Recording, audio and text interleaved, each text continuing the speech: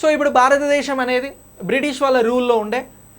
So మరి స్వతంత్రం తర్వాత భారతదేశం, స్వతంత్రానికి ముందు భారతదేశం అని మనం ప్రతి టాపిక్లో మాట్లాడుతాం. మరి స్వతంత్రానికి ముందు పేదరికానికి సంబంధించినటువంటి అంశాలను అడిగితే మనం క్వశ్చన్కి ఆన్సర్ చేయాల్సి ఉంటుంది కదా. మరి దాంట్లో కూడా మనకు క్లారిటీ ఉండాలి కదా. సో దానికి సంబంధించి ఇక్కడ ఏమంటున్నాము అని అంటే స్వతంత్రానికి ముందు పేదరికపు అంచనా అనేది ఎలా ఉండింది, దీన్ని ఏమంటున్నాము అని అంటే ప్రీ ఇండిపెండెన్స్ పావర్టీ ఎస్టిమేషన్ అని చెప్పేసి పిలవడం జరుగుతూ ఉంది. ఏమంటున్నాం? Pre independence poverty estimations. So మరి స్వతంత్రానికి ముందు భారతదేశంలో పేదరికాన్ని ఏ విధంగా అంచనా వేయడం జరిగింది? సో దానికి సంబంధించి మొదటగా మనం చెప్పాల్సింది ఎవరు అని అంటే దాదాబాయి నౌరోజీ గారు. సో ఈ దాదాబాయి నౌరోజీ గారు ఒక పుస్తకాన్ని రాశారు. ఆ పుస్తకం ఏంటి అని అంటే poverty and un British rule in India.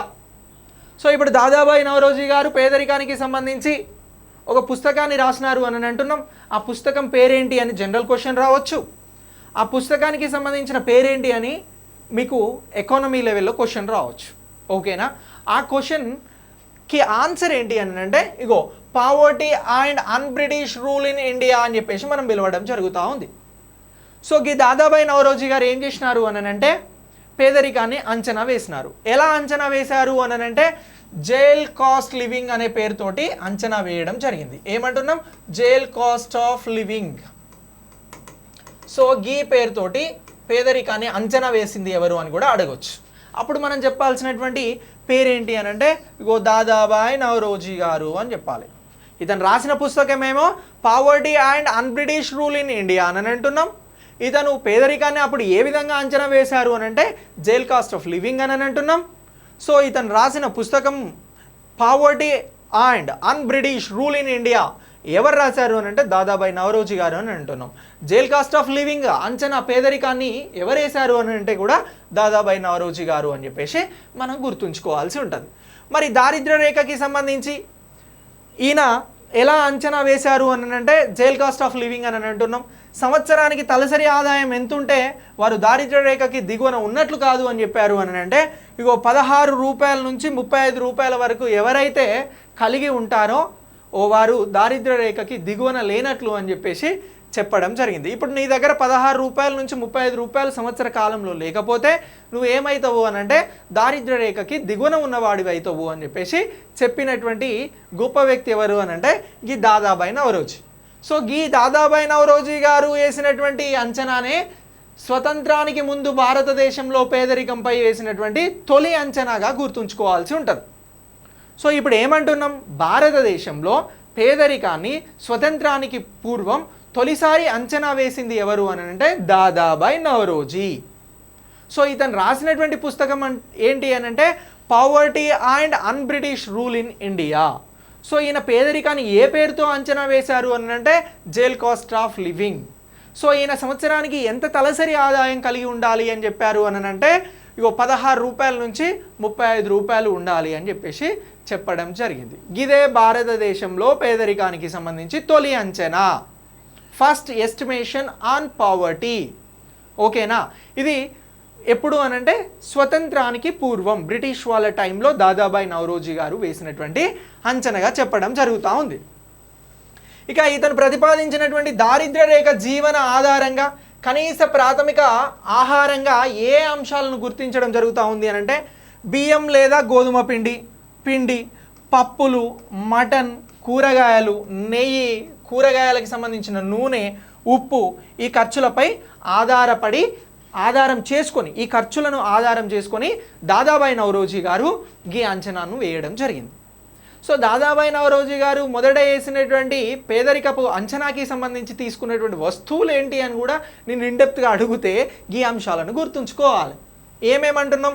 బియ్యం, పప్పు, మటన్, కూరగాయలు, నెయ్యి, సో ఉప్పు అని అంటున్నాం. సో అడగకపోవచ్చు ఇఫ్ అడిగితే, బట్ ఈ విషయంలో కూడా క్లారిటీ అనేది ఉండాలి మనకు. ఓకేనా? సో ఇలా వీటిని తీసుకొని అంచనా వేయడం జరిగింది. మరి దాదాబాయి నౌరోజీ గారి తర్వాత అంచనా వేసినటువంటి వారు ఎవరు? పేదరికాన్ని. సో దాదాబాయి నౌరోజీ గారి తర్వాత అంచనా వేసినది ఎవరు అని అంటే నేషనల్ ప్లానింగ్ కమిటీ. చూడండి, స్వతంత్రానికి పూర్వం ఒక క్రొనలాజికల్ ఆర్డర్లో పేదరికపు అంచనాలు అనేవి జరిగాయి. సో ఆ ఇయర్స్ని బట్టి, ఆ పర్సన్స్ని బట్టి ఇక్కడ మనం డిస్కస్ చేయడం జరుగుతూ ఉంది. సో ఇంత క్లియర్గా మీ క్లాస్లో ఎక్కడా దొరకవు. It's serious. So then national planning committee అని అంటున్నాం. ఇప్పుడు నేషనల్ ప్లానింగ్ కమిటీ గురించి మనం ఎక్కడ డిస్కస్ చేసినాము అని అంటే ప్రీవియస్గా ప్రణాళికలలో ప్లానింగ్ ఇన్ ఇండియాలో డిస్కస్ చేయడం జరిగింది. ఈ నేషనల్ ప్లానింగ్ కమిటీ అనేది 1938లో ఎవరు ఏర్పాటు చేశారు అని అంటే సుభాష్ చంద్రబోస్ గారు ఏర్పాటు చేయడం జరిగింది. ఎవరి అధ్యక్షతన ఏర్పాటు చేసినారు అని అంటే జవహర్లాల్ నెహ్రూ గారి అధ్యక్షతన ఏర్పాటు చేయడం జరిగింది. సార్ సుభాష్ చంద్రబోస్ ఎందుకు ఏర్పాటు చేసినారు సార్ అని అంటే ఇంకా 1938లో జాతీయ కాంగ్రెస్ సమావేశం అనేది గుజరాత్లో జరిగింది. సో అక్కడ జరిగిన సమావేశానికి అధ్యక్షత వహించింది జాతీయ కాంగ్రెస్ నేషనల్ కాంగ్రెస్కి అధ్యక్షత వహించింది ఎవరు అని అంటే నేతాజీ సుభాష్ చంద్రబోస్. సో ఆయన గారు ఏం చేసినారు అని అంటే జవహర్లాల్ నెహ్రూ అధ్యక్షతన ఈ నేషనల్ ప్లానింగ్ కమిటీ అనేది 1938లో ఏర్పాటు చేయడం జరిగింది. ఈ కమిటీని అప్పుడు ఎందుకు ఏర్పాటు చేసినారు అని అంటే ప్రజల జీవన ప్రమాణాలను మెరుగుపరిచే విధంగా ప్రణాళికలను తీసుకురావాలి అని చెప్పేసి ఈ కమిటీని ఏర్పాటు చేయడం జరిగింది. గదే సమయంలో ఏం చేసినారు అని అంటే ఈ దారిద్ర్య రేఖ పావర్టీ లైన్ గురించి డిసైడ్ చేయమని కూడా చెప్పినారు. సో అలా నెలకు తలసరి ఆదాయం ఎంత ఉండాలి అని చెప్పింది అని అంటే ఈ కమిటీ నెలకు 15 రూపాయల నుంచి 20 రూపాయల వరకు ఉంటుంది అని చెప్పేసింది. ఇక పోషక అవసరాలను అంతర్లీనంగా ఉండేటువంటి కనీస జీవన ప్రమాణాలపై ఇది ఆధారపడి ఉంటుంది అని చెప్పింది. ఇప్పుడు సంవత్సరానికి ఎంత ఉండాలి అని చెప్పేసి దాదాబాయి నవరోజీ చెప్పారు అని అంటే 16 రూపాయల నుంచి 35 రూపాయలు ఉండాలి అని చెప్పారు. కానీ ఇక్కడ నేషనల్ ప్లానింగ్ కమిటీ ఏం చెప్తా ఉంది అని అంటే నెలకు 15 రూపాయల నుంచి 20 రూపాయలు ఎవరైతే కలిగి ఉంటారో సో వారికి సంబంధించి దారిద్ర్య రేఖకు ఎగువన ఉన్నటువంటి వారు, మిగతా వారంతా కూడా దిగువన ఉన్నటువంటి వారు అవుతారు. సో ఆ డబ్బులు ఉండాలి అని చెప్పింది. సో ఇంకా ఈ కనీస జీవన ప్రమాణాలకి సంబంధించి ఏదైతే ప్రజలు ఉంటారో వారికి పోషకాహారం అనేది అందులోనే అంతర్లీనంగా ఉంటుంది అక్కడ ఇచ్చినటువంటి డబ్బులలో అని చెప్పేసి చెప్పడం జరిగింది. ఇక ఈ 1938కి సంబంధించి జీవన ప్రమాణాలను నిర్ధారించేటువంటి ప్రాథమిక లక్ష్యంతో ఆర్థిక ప్రణాళికలను రూపొందించడం కోసం కూడా ఇది ఏర్పాటు అయ్యింది అని చెప్పేసి మనం గుర్తుంచుకోవాలి. కానీ ఫైనల్గా ఈ కమిటీ రిపోర్ట్ ఎప్పుడు వచ్చింది తెలుసా మీకు? 1948లో రావడం జరిగింది. ఈ కమిటీ వేసిందో 1938లో. ఈ కమిటీ అనేది రిపోర్ట్ని ఎప్పుడు ఇచ్చింది అంటే భారతదేశానికి స్వతంత్రం వచ్చిన తర్వాత ఒక 1 year ఆఫ్టర్ ఇవ్వడం జరిగింది. సో ఇలా ఈ కమిటీ అనే దాని గురించి జస్ట్ అప్డేట్ చేసుకోండి.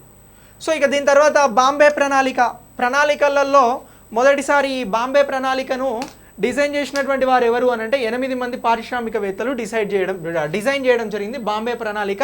దీన్ని ఏమంటారు అని అంటే పారిశ్రామిక ప్రణాళిక అని అంటారు అని చెప్పేసి కూడా మనం గతంలో చెప్పినాం. మళ్ళీ ఒకసారి రివిజన్ చెప్తా ఉన్నాం మీకు. పారిశ్రామిక ప్రణాళిక అని ఎందుకంటారు సార్ బాంబే ప్రణాళికను అని అంటే ఇందులో 8 మంది పారిశ్రామికవేత్తలు పాల్పంచుకున్నారు కాబట్టి ఈ ప్రణాళికను డిసైడ్ చేయడంలో, అందుకే దీన్ని ఏమంటారు అని అంటే బాంబే ప్రణాళికను పారిశ్రామిక ప్రణాళిక అని అంటారు. మరి ఈ పారిశ్రామిక ప్రణాళిక అనేది 1934లో వచ్చింది. సో ఇది డిజైన్ చేయడం జరిగింది. ఇది ఎంత తలసరి ఆదాయం ఉండాలి అని చెప్పేసింది అని అంటే 75 రూపాయల తలసరి ఆదాయాన్ని ప్రతి నెల సూచించడం జరిగింది. ఓకేనా? సో ఇక దీని తర్వాత బాంబే ప్రణాళిక అనేది స్వతంత్రానంతరం భారతదేశ ఆర్థిక వ్యవస్థ అభివృద్ధి కోసం బొంబాయిలోని ప్రభావవంతమైనటువంటి వ్యాపార నాయకుల ద్వారా ఒక చిన్న సమూహంగా ఈ ప్రతిపాదన అనేది వచ్చింది అని మనం గుర్తుంచుకోవాల్సి ఉంటుంది. సో ఇలా ఈ బాంబే ప్రణాళిక, నేషనల్ ప్లానింగ్ కమిటీ, అంతకంటే ముందు దాదాబాయి నవరోజీ వీరందరూ కూడా ఈ ప్రణాళికలకి సంబంధించి మాట్లాడినటువంటి వారిగా మనం చూడడం జరుగుతూ ఉంది. సో మరి ఈ స్వతంత్రం తర్వాత పేదరికపు అంచనా అనేది ఉంది. సో ఈ స్వతంత్రం తర్వాత పేదరికపు అంచనాలు ఎలా జరిగాయి, వీటిపైన వచ్చినటువంటి కమిటీలు ఏంటి అనేది మళ్ళీ మనం నెక్స్ట్ క్లాస్లో మాట్లాడదాం. ఓకేనా? Thanks for watching.